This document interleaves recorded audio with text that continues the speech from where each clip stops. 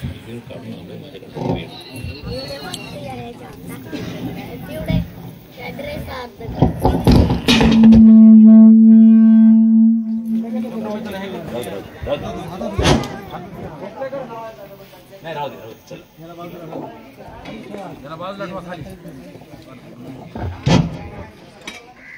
लोकशाहीर अण्णाभाऊ साठे यांच्या जयंतीच्या निमित्तानं त्यांच्या विचार आणि कार्याला मी नतमस्तक होतो। तद्वतच बहुजनांच्या सर्व महानायकांना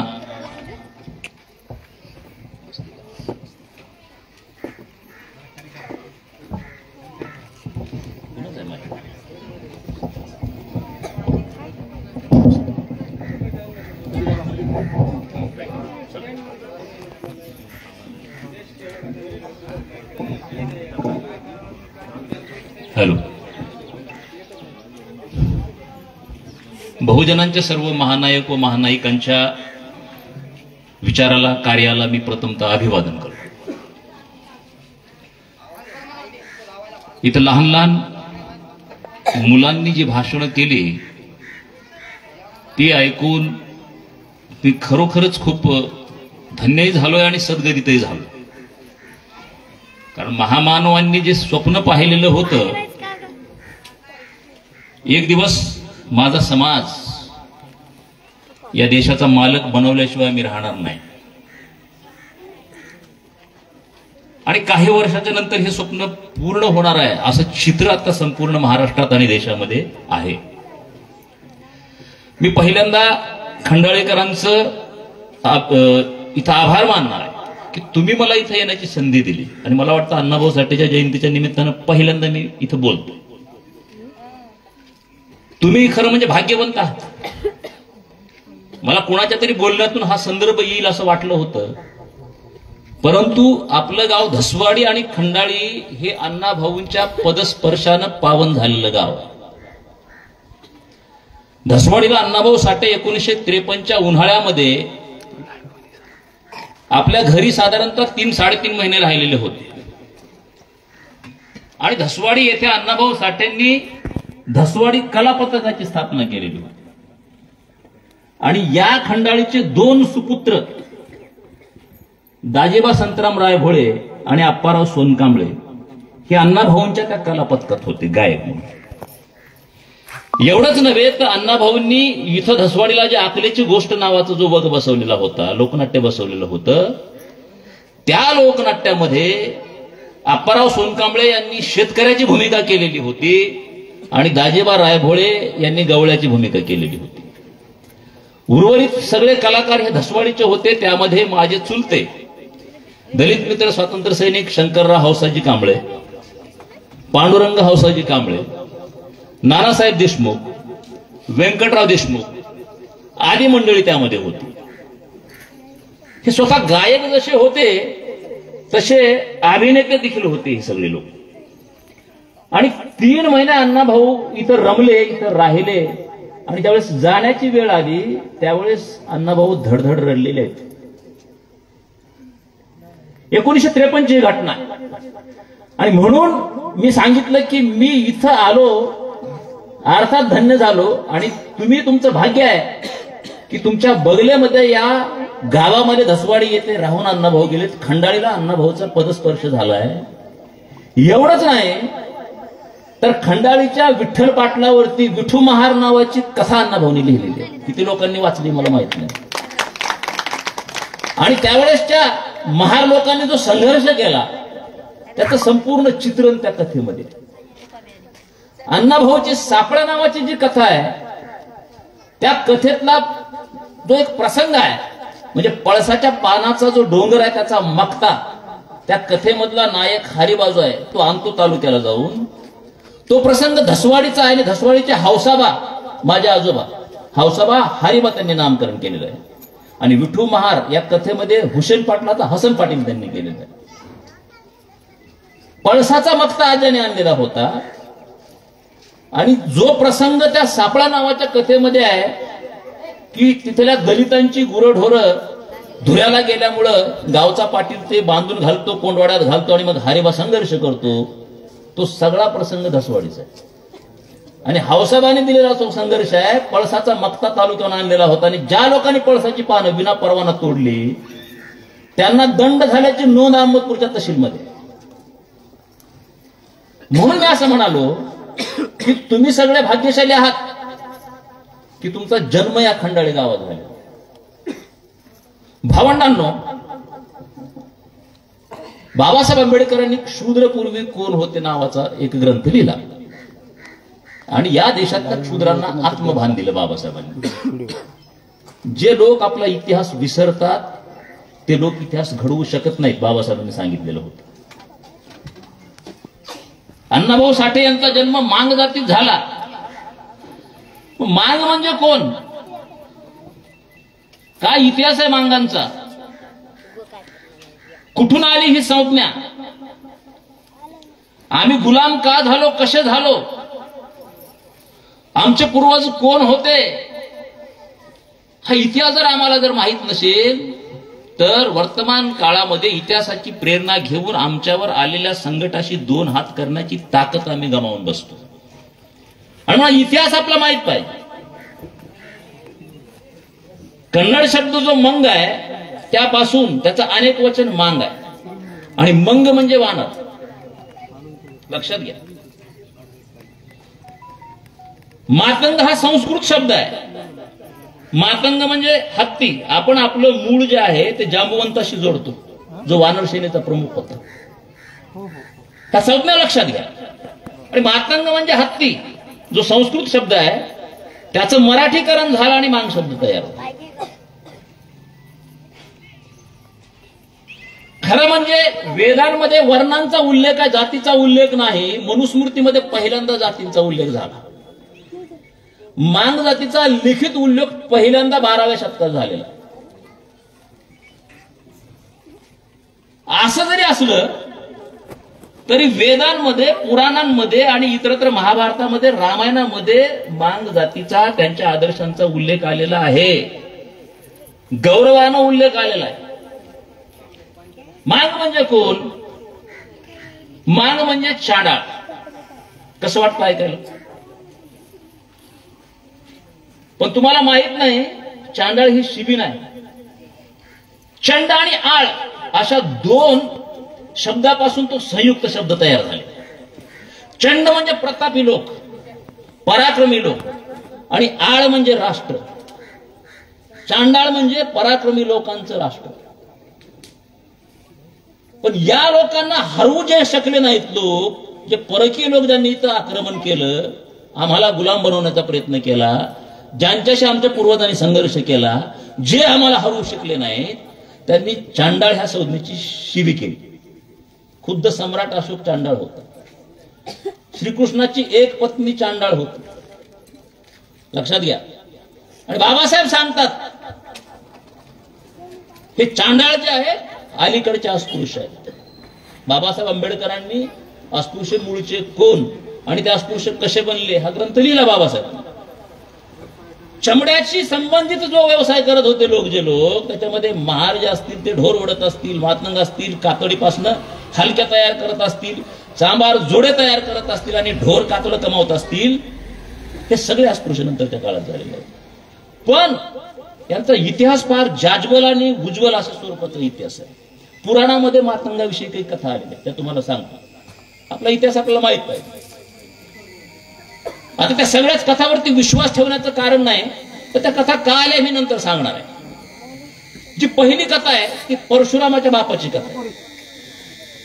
जमदग्नी ऋषी जे आहेत, महर्षी जमदग्नी आपण ज्यांना म्हणतो, त्यांची कथा आहे. झालं असं की त्यांची पत्नी रेणुका गुंडलोकम नदीवरती दररोज जायची आणि त्यांच्या अनुष्ठानासाठी बिना पात्र पाणी घेऊन यायची. हे घरी असायचे. एक दिवस असं झालं की रेणुका जी आहे ते नदीवरती गेली. सूर्योदय होण्याच्या अगोदर लवकर परतली नाही. त्याचं कारण असं होतं की आकाशमार्गी जाणारा कीरतवीर्य अर्जुन नावाचा जो 100 भाऊचा योद्धा होता, त्याची प्रतिमा पाण्यात पडली आणि त्या प्रतिमेवरती रेणुका मोहित झाली. त्या प्रतिमेच्या प्रेमात रेणुका पडली आणि पतीच्या अनुष्ठानासाठी जे पाणी आणायचं होतं ते पाणी आणायचं विसरून गेली. ती घरी येण्याच्या अगोदर ही बातमी जमदग्नी ऋषींना कळलेली आहे तिसऱ्या डोळ्यामुळे. ते कोपतात आणि त्यांच्या मुलाला ते आदेश देतात की तुम्हाला तुमच्या आईचा खून करायचा. कुठलाच मुलगा तयार होत नाही, परशुराम तयार होतात. परशुराम जातात, अजून दिवस निघालेला नाही. रेणुका समोरून येते, तिच्या मागे तिची एक दासी आहे, ती चकलर आहे. ती चकलर म्हणजे कातोडी कमवणारी त्यावेळेसची जी काही मंडळी होती, समूह होता, त्या समूहाशी निगडीत ती चकलर दासी. रेणुका समोर आहे, दासी मागे येते. परशुरामानं बाण चालवला आणि बाण एका बाणामध्ये एका मागोमाग येणाऱ्या दोन ज्या स्त्रिया होत्या त्यांची डोकी दोघींची उडवली. उडवल्याच्या नंतर जमदग्नी खुश झाले, परंतु परशुरामाला पश्चाताप झाला. त्यांनी उतारा मागितला, त्यांनी पात्रातलं पाणी दिलं आणि शिंपट जिवंत होतील असं सांगितलं जमदग्नींनी. परत परशुराम जातो, गेल्याच्या नंतर पाणी शिंपडतो, जिवंत करतो, तुटलेले मुंडके जोडतो. पण होतं असं की रेणुकेचं मुंडकं जे आहे ते दाशीला जोडलं जातं आणि दाशीचं मुंडकं जे आहे रेणुकेला जोडलं. धड रेणुकेचं आणि डोकं जे आहे ते दाशीचं, तिला मातंगी ऋषी म्हणतात, अशी एक पुराणामध्ये कथा. आणि तुम्हाला माहित असेल की ब्राह्मण महिला डोक्यावरती पदर घेत नाही. त्या असं म्हणतात की हे धड जे आहे देवीचं आहे, पण हे डोकं जे आहे का हे दाशीचं डोकं, आणि म्हणून त्या डोक्यावरती पदर घेत नाही. ही एक कथा. आता ही सगळीच कथा खरी आहे याच्यावर आपला विश्वास कुणाचा बसणार नाही, पण ही पुराणामध्ये आलेली एक कथा. दुसरी एक कथा अशी आहे, तुम्हाला माहित आहे की रामायण महाभारत तुम्ही ऐकलेलं आहे कथा वगैरे. रामायणामध्ये जांबुवंतांचा आता मी उल्लेख केला. तर जांबुवंत जे होते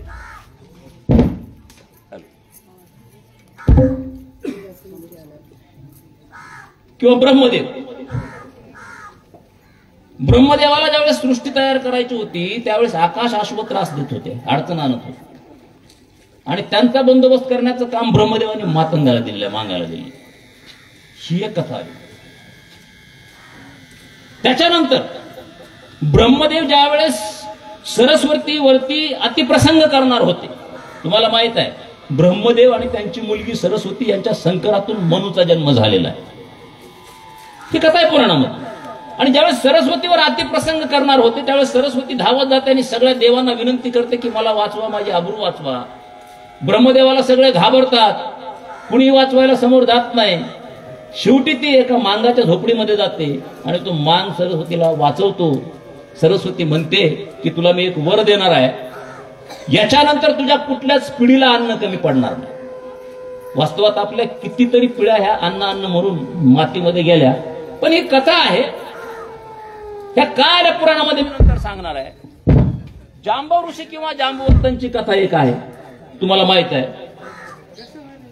7 मुलगे होते, त्याच्यापैकी जो थोरला मुलगा आहे त्याला शिवानं गाय दिलेली होती. आता ती गाय कापत असताना धाकटा मुलगा तिथं होता. गाय कापली म्हणून थोरला मुलगा महार झाला आणि याच्या अंगावर रक्त पडलं कापताना. तिथं थांबलेला छोटा मुलगा तो मांग झाला. या सगळ्या हिंदू धर्मशास्त्रामधल्या कथा आहेत. मनाचं मी काहीच सांगत नाही. मुद्दा असा आहे की यामध्ये तथ्य किती आहे हा मुद्दा वेगळा, कारण हे मिथक आहेत सगळे. काही अंशाच्या मध्ये सत्याचा असू शकतो, परंतु मिथकानं ही सगळी कथानकं बनलेली आहेत. मुद्दा असा आहे की पूर्णतः सत्य जरी नसलं तरी या कथा का लिहिल्या आणि मांगांचा उल्लेख मध्ये का आला. त्याचं कारण असं होतं की हे लोक पूर्वी राज्यकर्ते लोक होते आणि जगातल्या कुठल्याही व्यक्तीला राज्यकर्त्याशी नातं सांगणं आवडतं. आता खंदाडे भावकीतले असले तरी मी माझे जवळचे म्हणतो आपण. संजय बनसोडेचा धसवाडी करता काही संबंध नसतो. खाजगीमध्ये बोलत आहे माझा रिलेटिव्ह आहे ना, ते वेगळं माझं, बरोबर आहे. ही प्रचंड पराक्रमी जात होते, हे एकेकाळचे राज्यकर्ते होते, म्हणून त्यांच्याशी नातं सांगण्याचा प्रयत्न इथल्या अतिक्रमण करणाऱ्या लोकांनी केलेला, वेगळ्या संस्कृतीच्या लोकांनी केलेला. मग आम्ही जर राज्यकर्ते होतो तर आमची अवस्था अशी का झाली. किष्किंधाचा जो प्रदेश आहे कर्नाटकमध्ये नदीच्या किनाऱ्यावरचा, तिथं हे राज्य होतं सगळ्या लोकांचं. आणि हळूहळू प्रवास करत करत करत ते महाराष्ट्रामध्ये आलेले, अजून पुढे गेलेले. लक्षात घ्या, तर ही राज्यकर्ते जमात होती. अनेक शतक या लोकांनी राज्य केलेलं आहे आणि म्हणून गौरवानं त्यांचा उल्लेख पुराणांमध्ये होतो आणि धर्मशास्त्रामध्ये होतो. ही गोष्ट आपण नमूद करून घेतली पाहिजे. आम्ही लढवय्ये होतो, आम्ही राज्यकर्ते होतो.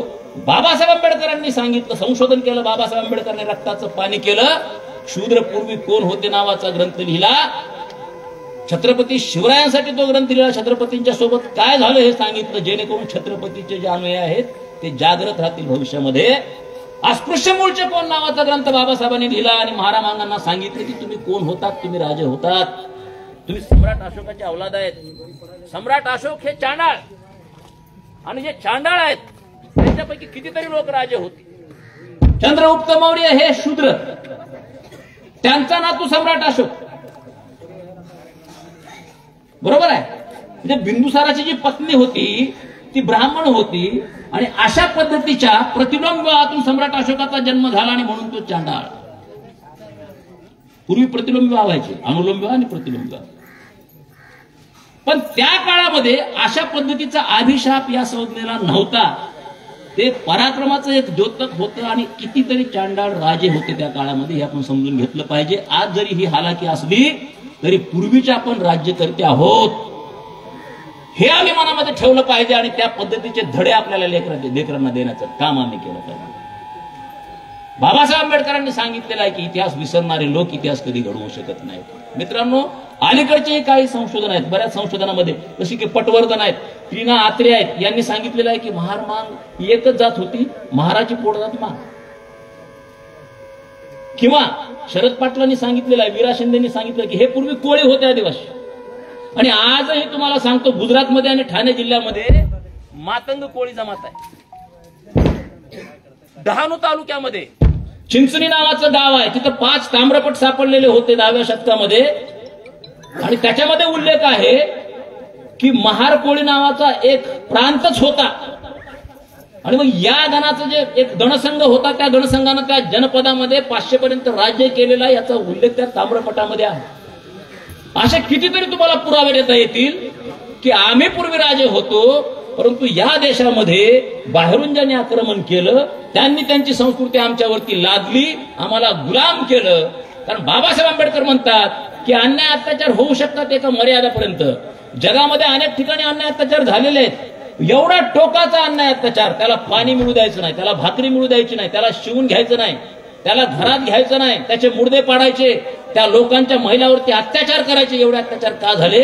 कारण एक खुन्नस होती, या लोकांनी आमच्यावरती राज्य केलेलं आहे, आता ते गुलाम झालेत आणि यांना ठोकून काढण्यासाठी मनुस्मृती नावाचा कायदा तयार केला गेला गुप्ताच्या काळानंतर आणि त्या कायद्याच्या आधारे तुमच्यावरती अन्याय अत्याचार झाले. तुम्ही कुठेही जा जगामध्ये, एखाद्या राज्यकर्त्या समूहाला जर नामोहरम करायचा असेल, त्यांच्यावर अन्याय अत्याचार करायचे असतील तर त्यासाठी आवश्यक आणि पूरक अशा पद्धतीचा कायदा अगोदर तयार करण्यात येतो. इराकमध्ये सद्दाम हुसेनला जी फाशी झाली कुणाच्या हाताने झाली? त्याचाच जो नातेवाईक तो गादीवर बसवला, परंतु कायदा त्यांचा होता, गोऱ्या लोकांचा, आणि सद्दाम हुसेनला फाशी झाली. हे असं का होतं? कारण राज्यामध्ये बंड होऊ नये म्हणून कायदेशीर सगळ्या गोष्टी घडवून आणल्या जातात. प्रशांतजी, आज तेच चाललेलं आहे आणि म्हणून आपण अतिशय संवेदनशील राहिलं पाहिजे. आज आमच्या मधले चांगले लोक हे सत्तेमध्ये गेले पाहिजेत आणि घटनेवरती जो एक आघात आलेला आहे, एक संकट आलेलं आहे, ते वाचवण्याचा प्रयत्न आम्ही केला पाहिजे. हे आपण लक्षात घेतलं पाहिजे भावंडांनो. म्हणून चांगल्या लोकांच्या पाठीशी तुम्ही राहा, निवडून द्या आणि त्यांना सत्तेमध्ये पाठवा. फक्त जयंत्या करणं म्हणजे काय? सगळ्या पद्धतीच्या प्रेरणा ज्या आहेत त्या घेणं, की आमचं सौख्य कशात सामावलेलं आहे, आमच्या कवच कुंडल काय आहे, या सगळ्या गोष्टी आपण लक्षात घेतल्या पाहिजे. मित्रांनो, मग या मागणीमध्ये अण्णाभाऊ साठे यांचा जन्म झालेला आहे. आणि आता जे काही लहान मुलांनी सांगितलं की शाळेमध्ये 1.5 दिवस शिकले, त्यांना हाकलून दिलं, हे खरं आहे. परंतु ज्यावेळेस अण्णाभाऊ साठे मुंबईला गेले आणि त्यांची जी दुसरी पत्नी आहे तिचे जे वडील होते, त्या वडिलांनी अण्णाभाऊ साठेंना रात्रीच्या शाळेत जाण्याचा आग्रह केला. अण्णाभाऊ साठे रात्रीच्या शाळेत जाऊ लागले आणि शिकू लागले. अण्णाभाऊ साठे लिहू लागले. त्यांना प्रेरणा म्हणजे माणसानं भोगल्याशिवाय, माणसाला पोळल्याशिवाय माणूस मांडू शकत नाही. दुःख प्रभावीपणे कधी मांडतो माणूस? जो भोगतो. आणि मग अण्णाभाऊ साठेंनी गावगाड्यामध्ये जे भोगलं त्याच्यानंतर अण्णाभाऊ साठे मुंबईला निघालेले आहेत, पायी चाललेले आहेत, हाल झालेले आहेत, मालगाडीमध्ये बसून जातात, जात जात कोळशाचं काम करतात, पैसे कमावतात, पुढे जातात. भाऊ साठे आणि त्यांचं कुटुंब पुढे चाललेलं आहे. हा जो खडतर प्रवास अण्णाभाऊ साठेचा आहे तो इथल्या मांग जातीच्या मुक्तीसाठीचा पहिला लॉंग मार्च आहे, हे लक्षात घ्या. आणि मग तिथं जाऊन कामगार चळवळी अण्णाभाऊ साठेंनी पाहिलेल्या आहेत, तिथं जाऊन थिएटर्स अण्णाभाऊ साठेंनी बघितलेले आहेत. अण्णाभाऊ साठेंची लेखणी नंतर चालायला लागते, धावायला लागते, पळायला लागते आणि एक एक एक एक एक एक कलाकृती बाहेर पडायला लागते. भावंडांनो, 1958ला महाराष्ट्र दलित साहित्य संमेलन जे झालं त्या साहित्य संमेलनाचे अध्यक्ष अण्णाभाऊ साठे होते. आणि माझं साहित्य काय आहे, मी काय करतो याची मांडणी त्या भाषणामध्ये अण्णाभाऊ साठेंनी केलेली. आणि त्याच भाषणामध्ये अण्णाभाऊ साठे म्हणतात, ही पृथ्वी शेषाच्या मस्तकावर तरलेली नसून दलितांच्या तळहातावर तरलेली आहे. त्या भाषणामध्ये अण्णाभाऊ साठेंनी संत तुकारामाचा उल्लेख केलेला आहे, संत एकनाथांचा उल्लेख केलेला आहे, संत ज्ञानेश्वरांचा उल्लेख केलेला आहे. अण्णाभाऊ साठेंनी त्या भाषणामध्ये मनोविश्लेषण वादावरती टीका करताना नासी फडके यांचा खरपूस समाचार घेतलेला आहे. आणि मग ह्या दलितांचं जे जीवन आहे ते खडकातून पाझरणाऱ्या एखाद्या निर्झरासारखं आहे. ते जवळून पहा आणि नंतर त्यांच्यावरती लिहा, त्यांना विकृत करू नका साहित्यामधून, असं अण्णाभाऊ साठे सांगतात. तुम्ही जी दलिताची प्रतिमा साहित्यामध्ये निर्माण केलेली आहे ती अशी लांबकुळी डळमळत्या पाण्यामध्ये ज्या पद्धतीने एखाद्या व्यक्तीची प्रतिमा पडते, धुसर आणि लांबकुळी आणि डळमळणारी, तशी प्रतिमा तुम्ही उभा केलेली आहे. खरं जीवन तुम्हाला माहित नाही. पोलादामध्ये करपणारे पोलादाच्या रसामध्ये हे दलित लोक आहेत. आणि यांचा जो मृत्यू आहे हा प्रेरणादायी मृत्यू आहे. या पद्धतीने त्यांच्यावरती लिखाण करा, अशा पद्धतीचं आवाहन अण्णाभाऊ साठेंनी त्या काळामध्ये केलेलं आहे भावंडांनी. आणि म्हणून अण्णाभाऊ साठेचं पहिल्या टप्प्यातलं जे लिखाण आहे ते वेगळं आहे आणि अण्णाभाऊ साठेचं दुसऱ्या टप्प्यातलं लिखाण वेगळं आहे. साधारणपणे 1956 पर्यंत बाबासाहेब आंबेडकर 1956ला महापरिनिर्वाण बाबासाहेबांचं झालं आणि त्यानंतरचं जे लिखाण अण्णाभाऊ साठेचं आहे, विशेषतः अण्णाभाऊच्या ज्या कथा आहेत त्या अतिशय क्रांतिकारी आहेत आणि आंबेडकर वादाला कवटाळणाऱ्या कथा आहेत. बाबासाहेब आंबेडकर 56ला गेले, 58ला पहिलं महाराष्ट्र दलित साहित्य संमेलन झालं, त्याचे अध्यक्ष अण्णाभाऊ साठे होते. 59ला फकीरा नावाची कादंबरी अण्णाभाऊ साठेची आली आणि ती कादंबरी अण्णाभाऊ साठे यांनी डॉक्टर बाबासाहेब आंबेडकरांच्या झुंजार लेखनीस अर्पण केलेली आहे. लक्षात घ्या, कुण्या दिशेने अण्णाभाऊ साठे विचार करत होते या गोष्टीचा आपण साकल्यानं विचार केला पाहिजे. अण्णाभाऊ साठे यांच्या साहित्याचा केंद्रबिंदू हा माणूस होता. जगामध्ये माणसापेक्षा सुंदर दुसरं काहीच नाही. कुठलीच संकल्पना माणसापेक्षा सुंदर जगामध्ये असू शकत नाही. म्हणून अण्णाभाऊ साठे यांच्या लढ्याचा केंद्रबिंदू, अण्णाभाऊ साठे यांच्या लिखाणाचा केंद्रबिंदू, अण्णाभाऊ साठे यांच्या चळवळीचा केंद्रबिंदू माणूस आहे. आणि माणसाचं जगणं कशा पद्धतीने संपन्न करता येईल याचा विचार करून अण्णाभाऊ साठेंनी लिखाण केलेलं आहे. भावंडांनो, फकीरा उगीच फकीरा झालेला नाही. दुष्काळ पडलेला आहे, माणसं तडफडतायत, गरिबी आहे, उपासमार आहे, माणसं मरतायत आणि गावातली करती माणसं ज्यावेळेस म्हणतात की आता काही करा पण जगा तुम्ही, त्यावेळेस बेडस गावचा खजिना लुटण्यासाठी फकीरा जातो आणि तिथला जो रखवालदार, ब्राह्मण रखवालदार आहे त्याच्या उपस्थितीमध्ये तो खजिना लुटतो गरिबांना वाटून देण्यासाठी. आणि खजिना लुटत असताना तो ब्राह्मण खजिन्याच्या दारामध्ये नाही तर भलत्याच रूमच्या दारामध्ये थांबलेला आहे. हे फकीराच्या लक्षात येतं आणि लक्षात आल्याच्या नंतर फकीरा विचारतो, तू इथं काय करतोय? तो म्हणतो, मला खजिन्याशी काय घेणं देणं नाही, माझी मुलगी, माझी पत्नी आणि माझं कुटुंब या रूम मध्ये आहे, तुम्ही काही कराल म्हणून मी या दरवाजामध्ये थांबलो. त्यावेळेस फकीरा म्हणतो की मी खजिना लुटण्यासाठी आलोय, लेकीबाळीची आबरू लुटण्यासाठी मी आलो नाही. अण्णाभाऊ साठेची पात्र अशा पद्धतीने. एका बाजूला बाबासाहेब आंबेडकरांनी सांगितलं की तुमचा अधिकार तुम्हाला हिसकावून घ्यावा लागेल, त्या पद्धतीने संघर्ष फकीरा करतोय. आणि दुसऱ्या बाजूला बुद्धानं जे एक सांगितलं की नीतिमत्ता, चारित्र्य, स्त्रियांची आबरू, तिचा आदर, ह्या सगळ्या तत्वांना पाळण्याचं काम फकीरा करतो. अशा पद्धतीचा प्रगल्भ आणि धैर्यवान नायक उभा करण्याचं काम अण्णाभाऊ साठे यांनी फकीरा नावाच्या कादंबरीमधून केलं. लक्षात घ्या. आणि मग हळूहळू अण्णाभाऊ साठेची जी लेखणी आहे ती प्रगल्भ होत जाते, ती टोकदार होत जाते आणि ती आम्हाला अप्रत्यक्षपणे आमच्या मुक्तीचे लढे कसे उभा करायचे आणि मुक्तीपदरात कशी पाडून घ्यायची याची सूचना करते, याचं मार्गदर्शन करते. अण्णाभाऊ साठेंनी अनेक कवनं लिहिलेली आहेत. अण्णाभाऊ साठेची जी छक्कड आहे तुम्हाला माहित आहे, माझी मैना गावावर राहिली, माझ्या जीवाची होती काय. ही लिहित लिहित शेवटी अण्णाभाऊ साठे यांनी जो त्यांनी संघर्ष केला मुंबईमध्ये, किंवा लाल बावटाच्या खाली उभं राहून समूहाच्या सोबत उभं राहून त्यांनी जे संघर्ष केले, याचा सगळा आढावा अण्णाभाऊ साठे घेतात त्या छकडमध्ये.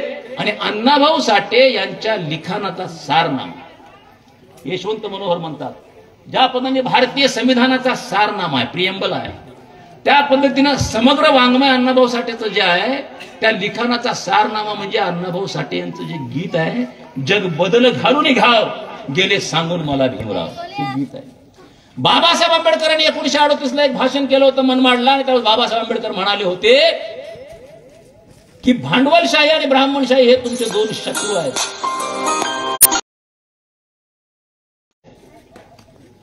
अण्णाभाऊ साठे काय म्हणतात, धनवंतांनी पिळले आणि धर्मांधांनी छळले. हे धनवंत कोण आहेत, हे धर्मांध कोण आहेत, ज्यांना बाबासाहेब आंबेडकर भांडवलदार म्हणतात आणि ज्यांना बाबासाहेब आंबेडकर ब्राह्मणवादी म्हणतात, हेच ते आहे. आणि म्हणून बाबाची जी संकल्पना आहे आपल्या एका गीतामध्ये मांडण्याचं काम, समर्थपणे मांडण्याचं काम अण्णाभाऊ साठेने केलेलं आहे. म्हणून यशवंत मनोहरासारखा एक तगडा समीक्षक या महाराष्ट्रामधला विद्वान माणूस म्हणतो की अण्णाभाऊ साठेचं हे गीत म्हणजे अण्णाभाऊ साठे यांच्या समग्र साहित्याचा सारनामा. पूर्ण आपलं आयुष्य लेखणी झिजवली त्यांनी, माकडीचा माळ लिहिलं, वैजयंता लिहिली, आणि ही सगळी जी पात्र अवतीभोवती अण्णाभाऊंनी पाहिलेली पात्र, लक्षात घ्या, ही जी सगळी पात्र आहेत ती अण्णाभाऊ साठे यांनी पाहिलेली पात्र आहेत, जगलेली पात्र आहेत. आणि म्हणून एवढ्या जिवंतपणे ते मांडतायत. त्यांच्यापासून प्रेरणा घेण्याचं काम आम्ही केलं पाहिजे भावंडांनी. आपल्या समोर अनेक इजम आहेत, अनेक वाद आहेत, अनेक पद्धतीच्या वाटा आहेत, पण त्यातली नेमकी वाट कोणती निवडायची याचा आत्मभान आम्हाला असलं पाहिजे. अण्णाभाऊ साठे ज्यावेळेस लिहायला सुरुवात करतात, 1920ला टिळक गेले, 1920ला अण्णाभाऊचा जन्म झाला, 1925ला RSSचा जन्म झाला. त्याच काळामध्ये या देशामध्ये मार्क्सवाद्यांचा उदय होतो. त्याचबरोबर हिंदुत्ववादी जे आहेत ते ब्रिटिशांची साथ संगत करत आहेत त्या काळामध्ये. आणि अशा एका सीनमध्ये, अशा गदारोळामध्ये अण्णाभाऊ साठे यांचा जन्म झाला. आणि हे सगळं चित्र टिपण्याचं काम अण्णाभाऊ साठे यांची लेखणी करत आहे. मग वेगवेगळ्या कादंबऱ्यामध्ये वेगवेगळं चित्रण आलेलं आहे. मध्यंतरीच्या काळामध्ये अण्णाभाऊ साठे यांनी मार्क्सवादाचा पुरस्कार केलेला आहे. 1956च्या नंतर मात्र अण्णाभाऊ साठेंनी दिशादर्शक लिखाण केलेलं आहे. आणि शेवटची जी कथा आहे ती कथा अण्णाभाऊ साठेंनी बुद्धाची शपथ नावाची कथा लिहिली. लक्षात घ्या, ती प्रकाशित झालेली नव्हती, परंतु अलीकडे आमचे जे मित्र आहेत डॉक्टर राजेंद्र गोनारकर नांदेड विद्यापीठामधले, त्यांनी ती कथा प्रकाशित केलेली आहे, पुस्तक काढलेलं आहे आणि सगळ्यांना ते पुस्तक देण्याचं काम त्यांनी केलेलं आहे.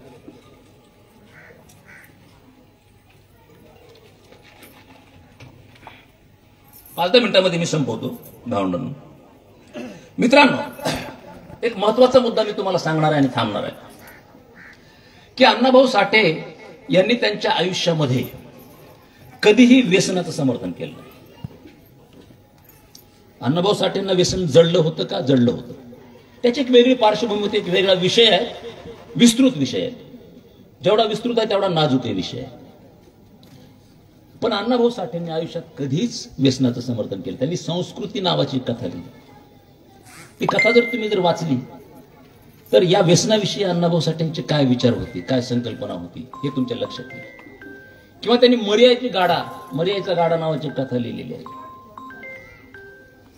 अंधश्रद्धेला कधी थारा दिला नाही, कर्मकांडाला कधी थारा दिला नाही अण्णाभाऊ साठेंनी आयुष्यामध्ये. आता ती कथा कशी आहे? गावगाडा आहे, गावगाड्यामध्ये एक जुनी लिडरशिप आहे, एक नवीन लिडरशिप आहे. आमच्या शिंदे साहेबांसाठी व्याख्यान दिले. आम्ही एक संकल्प केला होता दोघांनी मिळून की 2025 पर्यंत शिंदे साहेबांना जिल्हा परिषदेचा अध्यक्ष करायचं.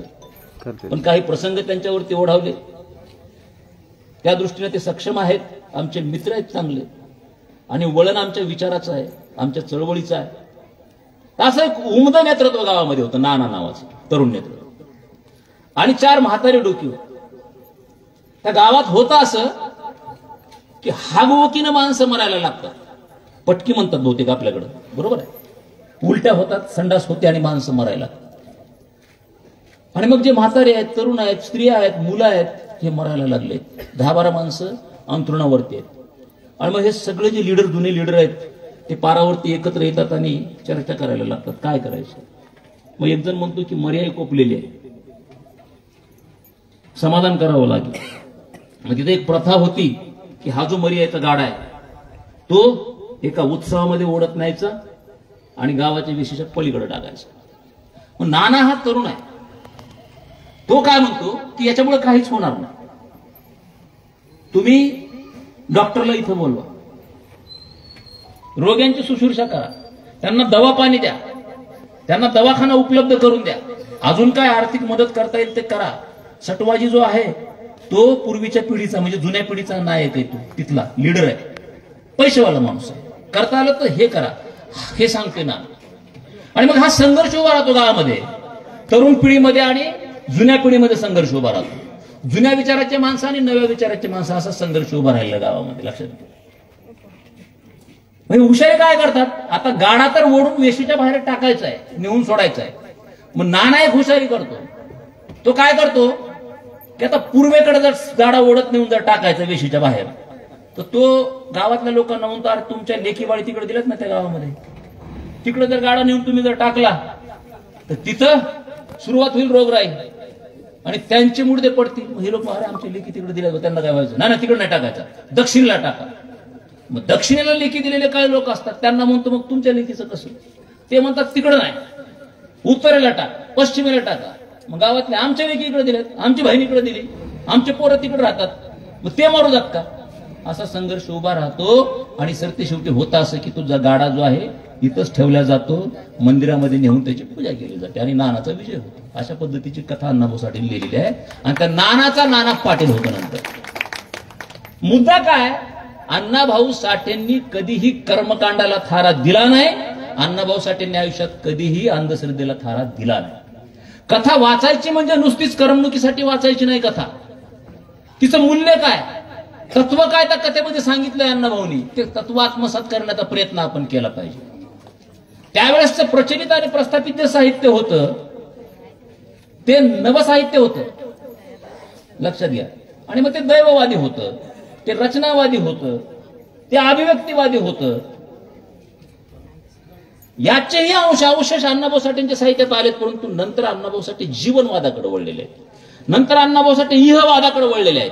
या माझ्या आयुष्यात कल्याण माझं कसं होऊ शकतं, जी बुद्धाची दृष्टी आहे त्या दृष्टीनं अण्णाभाऊ साठे, बाबासाहेब आंबेडकरांच्या दृष्टीनं अण्णाभाऊ साठे नंतरच्या काळामध्ये लिहायला लागलेले आहेत. याचं चिंतन झालं पाहिजे, याचं समीक्षा झाली पाहिजे. भावंडांना शेवटचा मुद्दा मी तुम्हाला सांगणार आहे.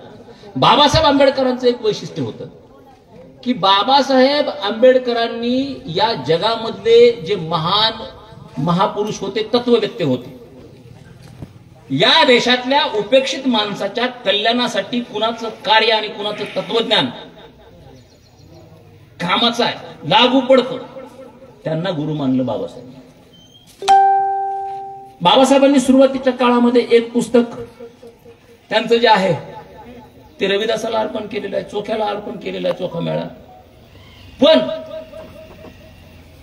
बाबासाहेब आंबेडकरांनी मोठं चिंतन केलं, अभ्यास केला, जगभरातलं साहित्य कोळून प्याले, भारतातलं साहित्य कोळून प्याले, संघर्ष केला, चळवळी केला आणि त्यांच्या लक्षात आलं की समाजाची जर मुक्ती करायची असेल तर मुक्तिदायी तत्वज्ञान भारतीय परंपरेमध्ये जर कुणाचं असेल तर ते बुद्धाचं एक आहे, संत कबीराचं एक आहे आणि महात्मा ज्योतिबा फुलेंचं एक आहे.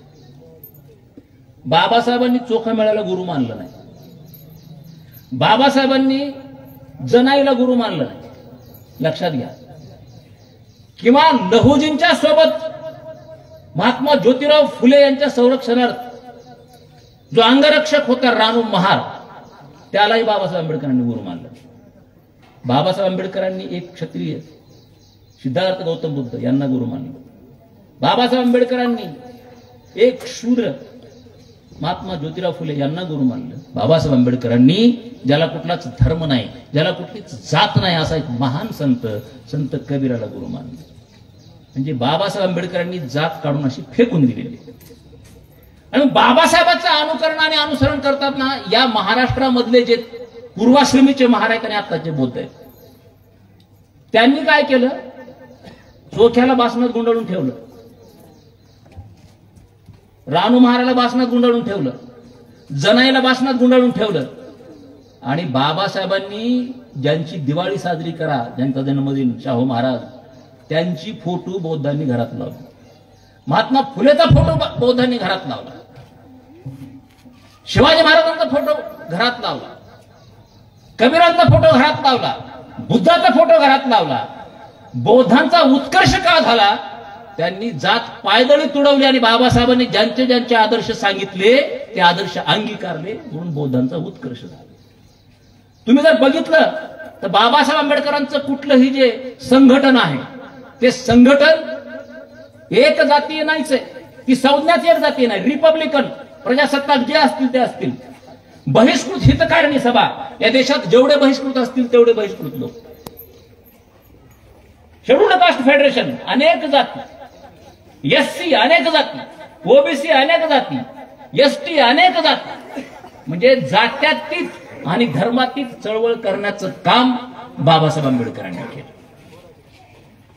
आणि म्हणून आपले आदर्श निवडत असताना बाबासाहेब आंबेडकरांनी जात पाहिली नाही. आणि बाबासाहेबांची री ओढत या देशातल्या, महाराष्ट्रातल्या पूर्वाश्रमीच्या महाराणी आणि आजच्या बौद्धांनी जातीच्या पलीकडे जाऊन विचार केला, बुद्धाचा विचार केला. किंबहुना तुम्ही जर बघितलं तर कांशीरामजी उत्तर भारतामधले, त्यांच्या पक्षाचे सगळे नेते महाराष्ट्रातले हे बौद्ध होते. रामविलास पासवान बिहारमधले, त्यांच्या पक्षाचे सगळे नेते महाराष्ट्रातले बौद्ध होते. चंद्रशेखर आझाद रावण, त्याच्या पक्षातले महाराष्ट्रातले सगळे नेते हे बौद्ध आहेत. आज जिजा एकनाथांना आवाड, त्यांच्या पक्षातले 50 ते 60% नेते लोकलचे बौद्ध होते. जात सोडून आदर्श शोधण्याचं काम बाबासाहेबांनी केलं आणि ती री ओढण्याचं काम, बाबासाहेबांच्या पावलावर पाऊल टाकण्याचं काम बौद्धांनी केलं. बौद्धांनी फेकून दिल्या, जुन्या सगळे जळमट फेकून दिले, सगळ्या परंपरा फेकून दिल्या आणि त्यांना त्यांच्या आयुष्यामध्ये उत्कर्ष साधता आला. मातंग समाजाने ते केलं पाहिजे. आमच्याकडे आदर्श नाहीत का? तुम्हाला माहित नसेल, फार मोठी परंपरा आहे मातंग समाजाची, लक्षात घ्या. म्हणजे कोसल देशचा जो राजा होता पश्य नदी, तो मातंग कुळाचा होता. त्याची बहीण जी आहे, ती बहीण त्याची महानांगला दिलेली होती. आझाद शत्रूला मुलगी दिलेली होती. तो राजा आहे मातंगाचा. बिंबिसार राजा मातंग राजा होता. एवढंच नव्हे तर ज्याला आपण सोपाक किंवा श्वापक म्हणतो, मातंग ऋषी आहे तो. आणि जगभरातल्या बौद्ध गाथेमध्ये, थेरी गाथेमध्ये 7 थेरी गाथा या सोपाकच्या आहेत. ब्राह्मण सगळे त्याच्या दिमतीला होते. 100-125 शिष्य होते ब्राह्मण शिष्य. ही परंपरा आहे. एवढंच नाही तर ज्याला आपण कश्यप नावानं ओळखतो, आज चीनमध्ये जो बौद्ध धर्म गेलेला आहे तो एका मातंग महापुरुषाने घेऊन गेलेले आहे. त्याचं नाव आहे कश्यप. ज्यावेळेस मध्य आशियामध्ये प्रचारासाठी खोतान प्रांतामध्ये कश्यप गेले बौद्ध धर्माच्या प्रचारासाठी, त्यावेळेस यंगपिंग वंशाचा मिंगटो नावाचा बादशाह होता. त्याने चीनला बोलवून घेतला आणि सगळं बौद्ध साहित्य जे आहे चीनी भाषेमध्ये भाषांतरित करून देण्याचं काम कश्यपानं केलं. आणि म्हणून आज चीन देश हा बौद्ध झालेला आहे. एका मांगानं ते काम केलेलं. पुढे अजून तुम्हाला सांगतो, हरिश्चंद्र राजा, चित्रपट आले, कथा तुम्ही ऐकली. त्याला कालू डोमनं विकत घेतलं होतं काशीला गुलाम म्हणून. राजाला विकत घेणारे मांग होते. कालू डोम, लक्ष्मी डोम हे चांडाळ राज्य होते. आजही तुम्ही काशीला गेलात तर त्यांचे 40 कुटुंब आजही आहेत. तो अग्नी, जो अग्नी हरिश्चंद्र राजानं पेटवलेला होता, तो अग्नी आजही त्यांनी विझू दिला नाही. तिथं प्रेत पेटवण्याचे काम ते करतात. कालू डोंबाचे वंशज म्हणून सांगतात ते. कालू डोंब हा मातंग राजा होता. हरिश्चंद्राला विकत घेतलं त्यानं. नामशूद्र नावाची एक जात आहे बंगालमध्ये आणि आसाममध्ये. पौंडवर्धन नावाच्या राजाचे ते वंशज आहेत, ते मांग आहेत. लक्षात घ्या, ही परंपरा आहे. आदर्श आमच्या समोर किती मोठे असायला पाहिजेत, ते शोधता आले पाहिजेत, चिंतन झालं पाहिजे, वाचन झालं पाहिजे, संशोधन झालं पाहिजे. आणि ते जर सकस संशोधन आम्ही जर लहान लेकरांना जर दिलं तर मोठा विचार ते करायला लागतील आणि जी अपेक्षित आहे ती क्रांती केल्याशिवाय राहणार नाहीत. भावना, आमच्याकडे चिंतन कमी झालेलं आहे, आमच्याकडे वाचन कमी झालेलं आहे. अण्णाभाऊ साठेंनी लहुजीचा कुठेच उल्लेख केला नाही साहित्यात. याचा अर्थ असा नाही की लहुजीचं कॉन्ट्रीब्युशन कमी आहे किंवा योग्यता कमी आहे. लहुजीला ओलांडून अण्णाभाऊ साठे आदर्श शोधतायत. मुद्दा असा आहे की तुम्हाला तुमच्या वंशाचा, जातीचा, सगळ्याच, मी मराठा समाजाच्या अनेक कार्यक्रमाला मी जातो. प्रशांतजी, मराठा सेवा संघाच्या कार्यक्रमाला, शिवजयंतीला मी तिथं मुद्दा मांडला की छत्रपती शिवरायाचं नाव घेतलं की मुठी वळतात, लहुजीचं नाव घेतलं की मुठी वळतात, सम्राट अशोकाचं नाव घेतलं की मुठी वळतात. पण या मुठी उगारायच्या कुणावर ही व्यवस्था आम्हाला शिकवते. आज पश्चिम महाराष्ट्रात काय चाललंय? शिवरायांचं नाव घेऊन संभाजी भिडेचे जे शिष्य आहेत, कुणाच्या कत्तली करायचे? गोविंद पानसरे कोण होते? मराठाच होते ना. कुणी खून केला? बाबासाहेब आंबेडकरांनी अर्धा सम्राट अशोक वासनामध्ये गुंडाळून ठेवला. जोपर्यंत सम्राट अशोकाच्या हातामध्ये तलवार होती तोपर्यंत बाबासाहेबांचा आणि सम्राट अशोकाचा काही संबंध नव्हता. तलवार फेकून दिली, बौद्ध धर्माचा स्वीकार केला, त्याच्यानंतरचा जो सम्राट अशोक आहे बाबासाहेबांच्या साहित्यात आलेला. त्याच्या अगोदरचा सम्राट अशोक कुठंच आला नाही.